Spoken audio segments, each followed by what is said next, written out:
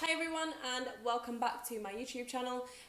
Hopefully you are doing well and you are keeping safe at this horrible time. And I just thought that I'd do a quick video and just basically have a little chit chat about why it is so damn hard to lose weight. Most of you will probably know what I'm talking about, and you know, the whole cycle of dieting and then falling off track and then dieting again and falling off track and all that kind of stuff. It's a horrible thing, it's a hard process, and you know, it's probably something that most people have gone through.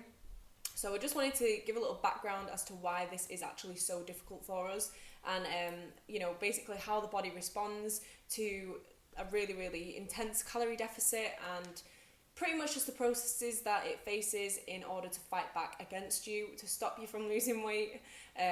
Because the body's that evil. So yeah, so let's get into the video.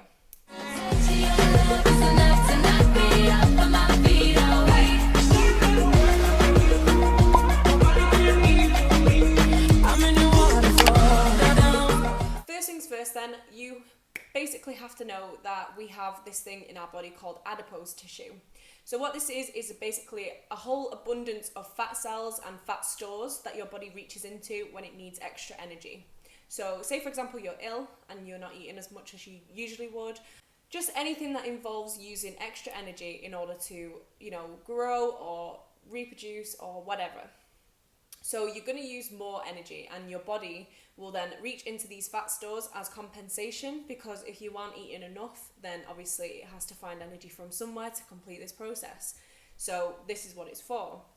Now, your body is like that with this tissue. Like, they are best friends. They've been best friends since you were born, like OG friendship.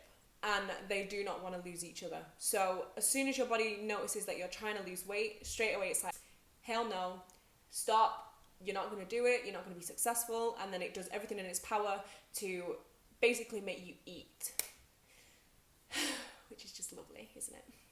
So basically, when your body spots this deficit, then one of the first things that happens is leptin changes. So leptin is basically a hormone in your body that is actually produced by these fat cells that says that they're happy, that they're full, that they're fine. And what happens is, when you lose weight, these fat cells, they basically shrink. Your fat cells get smaller, and that means that they're not as happy as what they were before when they were bigger and more full. So what they start to basically just shout, and they say, I'm fucking hungry, feed me now, like if you don't feed me, I'm going to kick off. And that is exactly what they do. So as hard as you might try not to eat, eventually you will probably cave, which is the sad reality of this situation. Yeah, so the bigger the fat cells are, the more leptin they produce, and therefore your body is basically constantly being told that it's happy, that it's fine, that it's not hungry, you're good to go. When you lose weight and these fat cells get smaller, the leptin decreases, and therefore your body is now feeling like, something's not right, I'm not happy, I'm not full, I'm really hungry, I just want to eat something, and therefore the cycle begins. So your body then reacts to this, or your brain reacts to this, as full-blown starvation. It's obviously something that is inbuilt into our nature to obviously protect ourselves, to make sure that we don't die of starvation, pretty much. And so our body kicks into the old school starvation mode process. So it begins to obviously reserve energy. It does this by making you feel more fatigued, so you move around less and you burn less energy, and basically you'll start to have more cravings, more thoughts about food, and you'll basically be more inclined to eat. The stomach joins in, jumps on the bandwagon, and starts releasing this hormone ghrelin, aka gremlin, because it's fucking horrible hormone.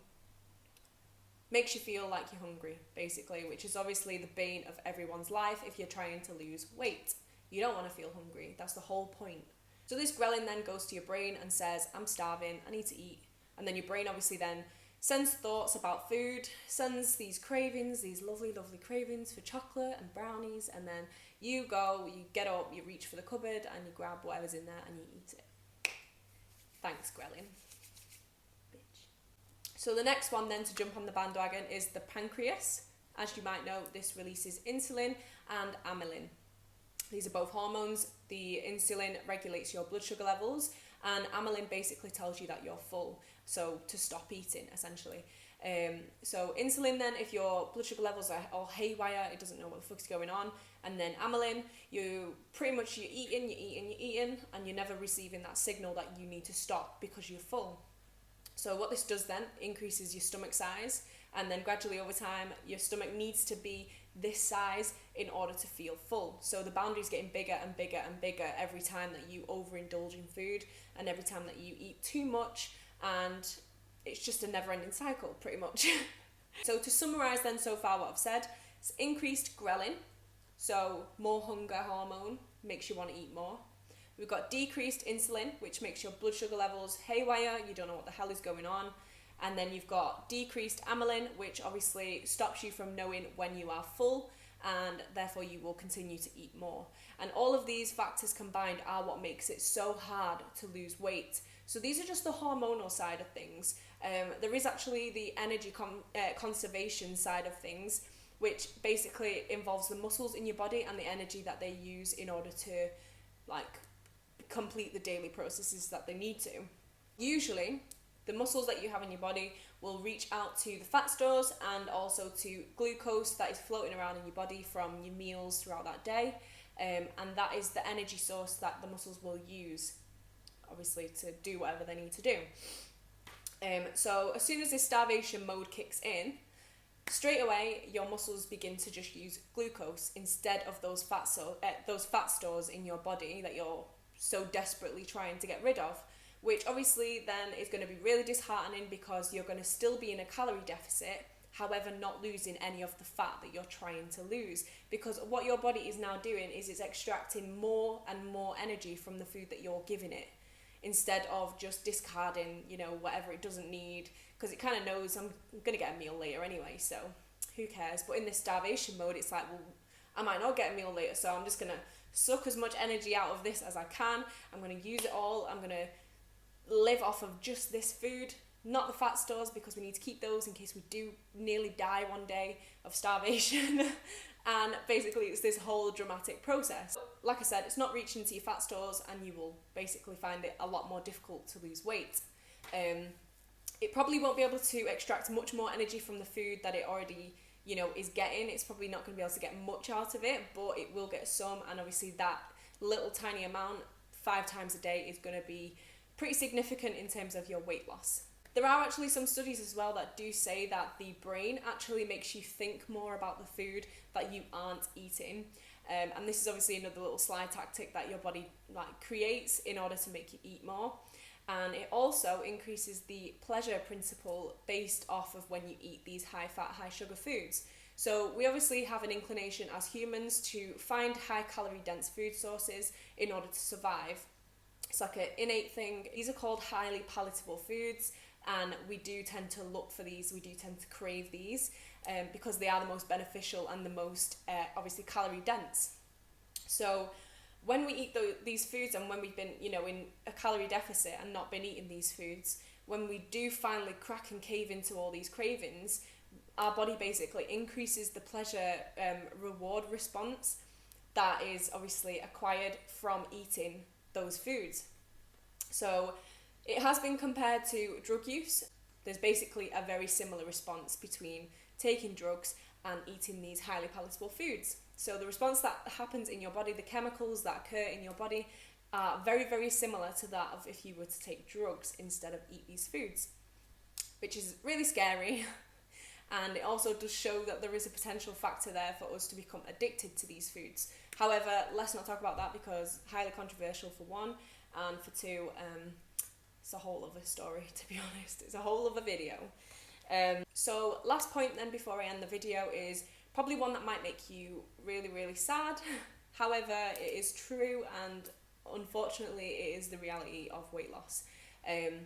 So this process then of starvation that we go into when we eat so little, our body doesn't actually go back to normal, even if we were to gain all the weight back, even if we were to gain all the weight back plus more, even if we were to start eating normally again, how we used to eat. Sadly, this starvation process doesn't actually ever go back to normal. So the hormones in your body that have increased will stay increased, and the hormones in your body that have decreased will stay decreased. So regardless of if you gain all that weight back plus more, you're still going to feel this intense hunger and this intense craving for food that is highly palatable. So unfortunately, this is the reason why most people that do actually lose weight tend to gain all that weight back plus more on top of that, because these little tactics that your body's set in place don't actually go back to normal. There are some studies that do say that it starts to go back to normal after a few years' time, but I haven't actually seen any studies yet that give a specific period of time, and I haven't seen any that have disproved the fact that it lasts forever. So there could potentially be a hindering factor on your metabolism for the rest of your life just from trying to lose weight, which is obviously really scary, really horrible, but sadly it is the truth. And I do want to just put that out there, that when you are trying to lose weight, you're not messing with something that isn't serious. It is a big deal, and you do have to take it seriously. You can't just constantly be jumping into a cycle of dieting and not dieting and dieting, not dieting, because eventually it will have a huge impact on your metabolism and how your body burns the energy that you give it throughout the day. And these are just more factors that come into the obviously equation that make it so much more difficult for you to lose weight. Okay, and I think I've covered pretty much everything there anyway. Hopefully you understand it pretty well. Hopefully it helps you to maybe figure out ways around it and to avoid getting into these, really bad consequences and stuff of going into a high calorie deficit. One of my biggest points would probably just to be start off small. Go into a diet with a really small calorie deficit, and then as your BMI changes, then keep decreasing it in relation to your current BMR. I'd say 5% of your calorie intake should be in a deficit. So if your BMR is 1,400, then figure out what 5% of that is and minus it off, and then there's your deficit. I'd say not to go in drastically and decrease your calories by 500, because then what are you going to do when you hit a plateau? You're not going to be able to decrease it anymore, because just don't go below 1,000 calories, because if you think that is okay, then I'm sorry, but you're never going to lose weight and keep it off. You just never will, because eventually one day you're going to think, forget this, I'm not eating under 1,000 calories anymore, can't do it, it's not maintainable whatsoever.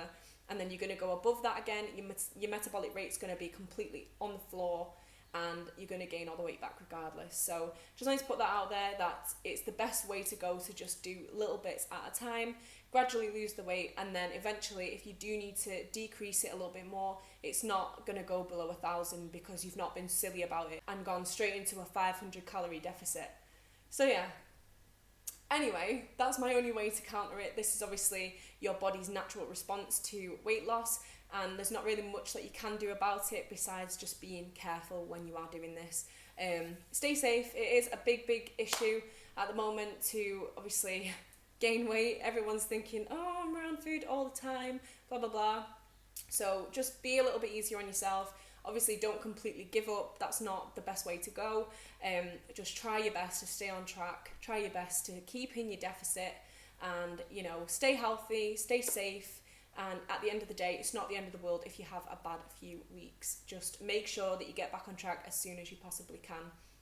And that is it for this video. Hopefully you enjoyed. If you did, don't forget to leave a like and subscribe to my channel. I'd really appreciate it. And I also leave my Instagram in the description box below, so you can go follow me on there as well if you want. And I will see you in the next video.